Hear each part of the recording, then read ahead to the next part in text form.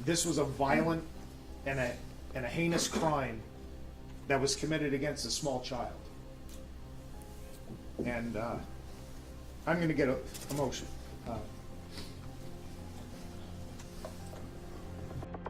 Some cases mark crucial chapters in the history books of law enforcement agencies. But this case is almost a whole history book. When the state police department spends more than half of their entire existence on a single case, they cannot resist being attached to it. Today, we look into the fourth oldest cold case in the United States, which was solved by a 19-year-old genealogy wizard, but the killer was already dead. This is the story of 9-year-old Marise Chiverella and her family. And I'm Lisa Washington. Marise Chiverella was walking to school in Hazleton when she was kidnapped, raped, and murdered. One of the most shocking crimes ever in our area. The tragic story began on the morning of March 18, 1964. Marise Chiverella, a quiet girl from Hazleton, Pennsylvania, enjoyed playing the organ and aspired to be a nun. One day, she set out to bring some canned goods to her teacher at St. Joseph's Parochial School. She then later planned to attend the morning mass. But Chiverella never made it back. She was last seen walking east on West 4th Street at 8:10 a.m.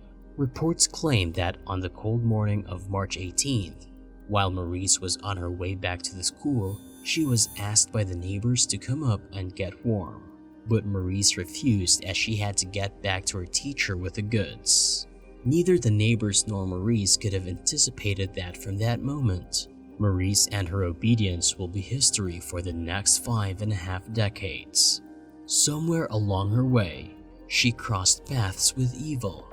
At approximately 1 p.m. the same day, a man noticed what looked like a large doll in a coal mining waste pit. When he looked close, the doll was actually Marise Chiverella. Her body was discovered north of Route 309 in Hazel Township, close to the Hazleton Airport.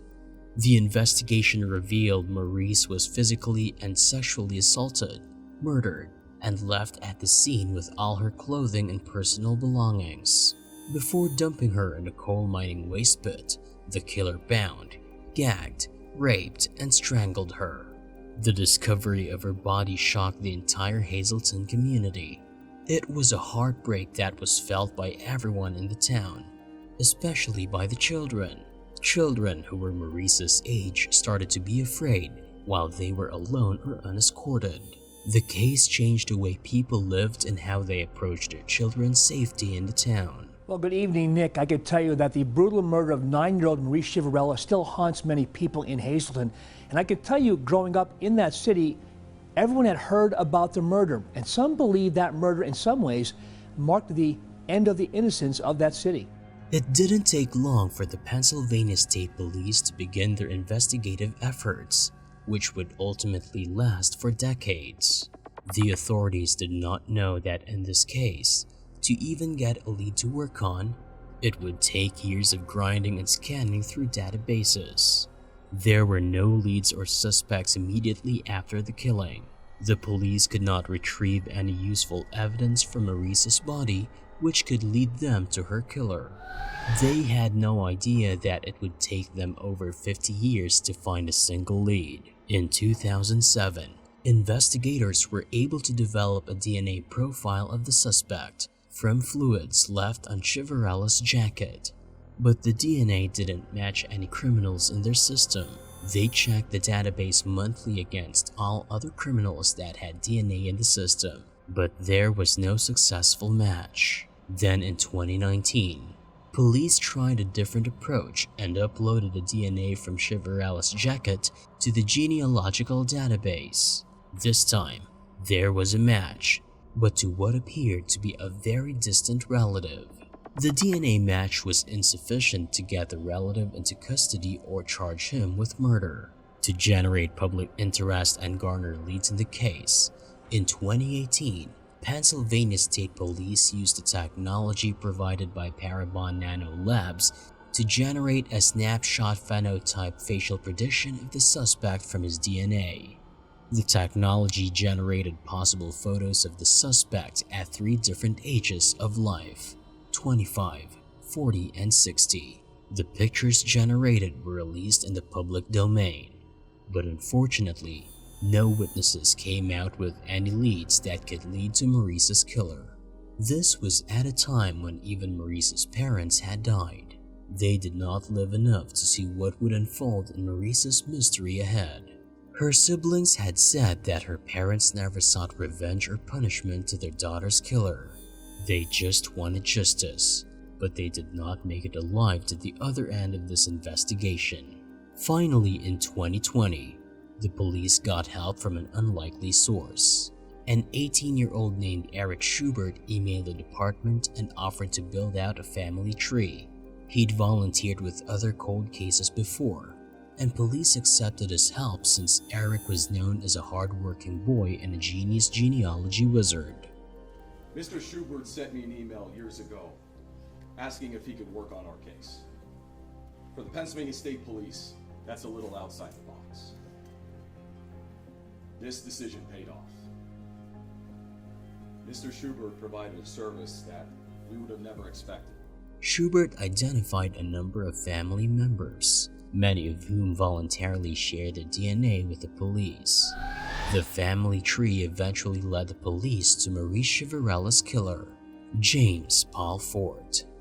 Forte was 22 years of age back then, and he had a criminal history of sexual assaults prior to Chiverella's killing. A lot of emotions as state police announced they now know who killed a 9-year-old girl back in 1964. Unfortunately, police could not prosecute Forte because he had already died in 1980, and the cause of his death had been a heart attack. Police exhumed his body in January 2022. They found out a month later that his DNA was a match to the fluids left on Chiverella's jacket. This information was released to the press in a press conference by Pennsylvania police, which lasted for more than an hour. After nearly 58 years of looking for Marise Ann Chiverella's killer, state police say this is the man. His name is James Paul Forte. He's the one who kidnapped, raped, and murdered her back in 1964. For Chiverella's surviving family, the news was bittersweet. Her sister Carmen Marie Radke stated that their family will always feel the emptiness and the sorrow of Marise's absence. She added further that they will continue to ask themselves what would have been or could have been on that fateful day. Her family also went ahead and praised the persistent effort of Pennsylvania State Police, because of which now they have gotten closure and a sense of being at peace with Marise's murder. Now that we know the individual, it gives us a sense of closure. The grit and the determination of the Pennsylvania police to solve this case was applaudable. They left no stone unturned to find out who the killer was. And this was also a success story of a 19-year-old Eric Schubert who utilized his genius for very right purposes. Finding who killed her. Given the persistence of the Pennsylvania State Police, my sense was always somehow, some way. But the question here still remains. After 5.5 decades into the investigation, when the killer was already buried in his grave, was justice actually served to Marise and her family? Let us know your thoughts in the comments below.